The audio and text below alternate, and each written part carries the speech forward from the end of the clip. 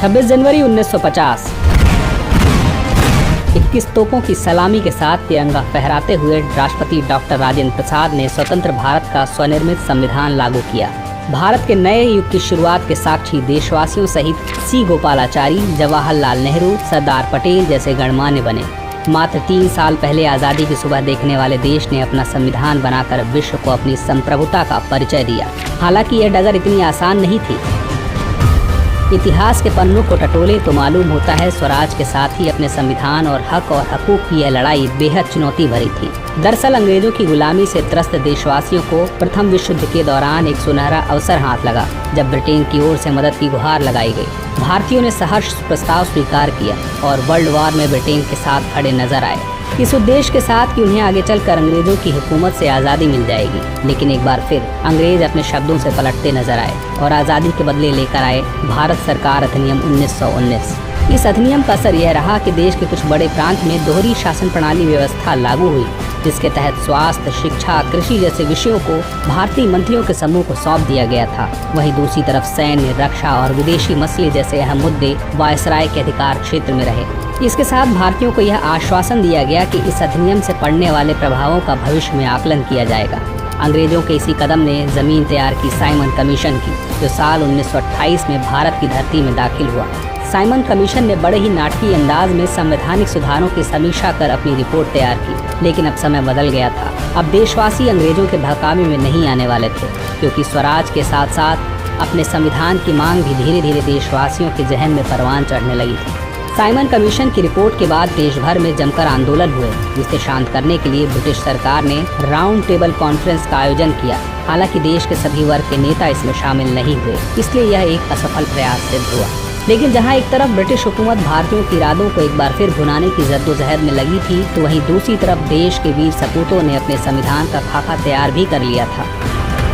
साल 1928 में मोतीलाल नेहरू समेत 8 कांग्रेसी नेताओं ने एक संविधान का मसौदा तैयार किया, जिसकी नींव 1921 में भारतीय राष्ट्रीय कांग्रेस के कराची अधिवेशन में तय की गई थी। इस तरह स्वतंत्र भारत के संविधान की रूपरेखा सजने लगी थी।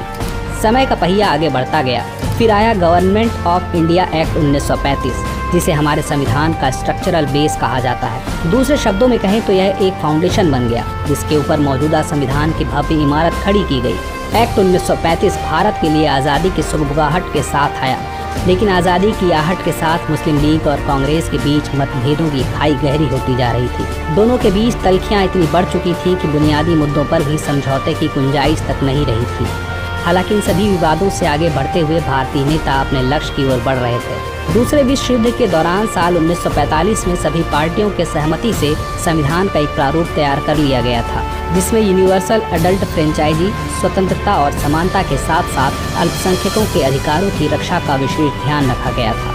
इसके साथ ही भारत छोड़ो आंदोलन और आज़ाद हिंद फौज की निर्भीकता ने अंग्रेजों का भारत पर अनंत काल तक राज करने का सपना चूर चूर कर दिया था। जैसे जैसे भारतीय राष्ट्रीय आंदोलन जोर पकड़ता गया, ब्रिटिश हुकूमत पर संविधान निर्माण के लिए संविधान सभा के गठन का दबाव भी बढ़ता गया। इस गहमागहमी के बीच आखिरकार 9 दिसंबर 1946 को नई दिल्ली के कॉन्स्टिट्यूशनल हॉल में संविधान सभा की पहली बैठक हुई, जिसमें महात्मा गांधी को छोड़कर उस वक्त के राष्ट्रीय आंदोलन से जुड़ी करीब हर बड़ी शख्सियत शामिल थी। इसमें मुस्लिम लीग ने भारत को 2 हिस्सों में बांटे नए मुल्क पाकिस्तान की मांग को लेकर बैठक का बहिष्कार किया। लिहाजा पहली बैठक में कुल 207 सदस्यों ने हिस्सा लिया, जहां सभा के सबसे वरिष्ठ सदस्य डॉक्टर सच्चिदानंद सिन्हा को सभा का अस्थायी अध्यक्ष चुना गया। हालांकि 2 दिन बाद 11 दिसंबर को डॉक्टर राजेंद्र प्रसाद सभा के अध्यक्ष निर्वाचित हुए और डॉक्टर HC मुखर्जी और BT कृष्णमाचारी को सभा का उपाध्यक्ष बनाया गया। इसी कड़ी में आया सुनहरा दिन 15 अगस्त 1947 का, जब गुलामी की बीड़ियों को तोड़ भारत ने आज़ादी की नई सुबह देखी। देशवासियों ने जोश भरते हुए आज़ाद भारत के प्रथम प्रधानमंत्री जवाहरलाल नेहरू ने बुलंद आवाज में देश को संबोधित किया। इतिहास के पन्नों में यह भाषण ट्रिस्ट विद डेस्टिनी नाम से दर्ज हुआ। इसके साथ ही तेज हुई संविधान निर्माण की प्रक्रिया। आज़ादी के बाद चुनौतियों में इजाफा हुआ। चूँकि संविधान पर सामग्री की कमी थी, लेकिन उसका सही चयन और उसकी उचित व्याख्या का काम बेहद जटिल था। BN राव द्वारा तैयार किए गए संविधान के प्रारूप पर विचार विमर्श करने के लिए संविधान सभा ने 29 अगस्त 1947 को एक संकल्प पारित करके प्रारूप समिति का गठन किया।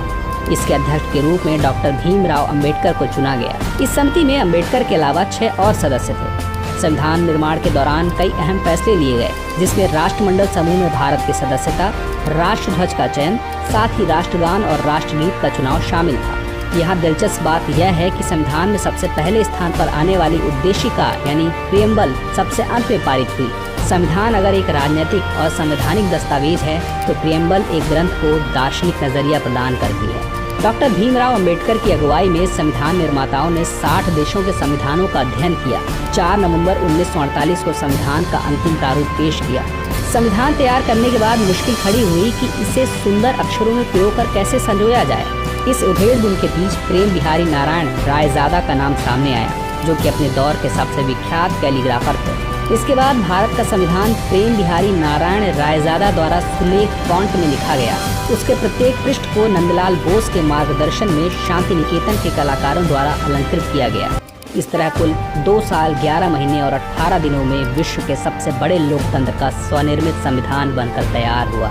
आधिकारिक तौर पर 26 नवंबर 1949 को संविधान को पारित किया गया, जिस पर संविधान समिति के 15 महिलाओं समेत 284 सदस्यों ने हस्ताक्षर किए।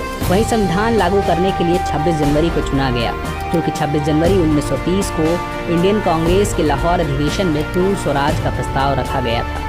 इतिहास में इसे प्रथम स्वतंत्रता दिवस के रूप में भी जाना जाता है। यही कारण है कि संविधान लागू करने के लिए भारत के प्रथम स्वतंत्रता दिवस यानी 26 जनवरी को चुना गया। 26 जनवरी 1950 दिल्ली की सर्दी को देशभक्ति मात दे रही थी, जब राजगोपालाचारी ने अपने शब्दों में भारत को संप्रभु लोकतांत्रिक गणतंत्र घोषित किया। इसके बाद डॉक्टर राजेंद्र प्रसाद को भारत के पहले राष्ट्रपति के रूप में शपथ दिलाई गई। इसके बाद सार्वजनिक समारोह की शुरुआत हुई, जिसमें राष्ट्रपति डॉक्टर राजेंद्र प्रसाद और मुख्य अतिथि इंडोनेशिया के प्रेसिडेंट सुकर्णो शामिल हुए। इसी तरह 26 जनवरी 1950 इतिहास के पन्नों में स्वर्णिम अक्षरों से दर्ज हो गया।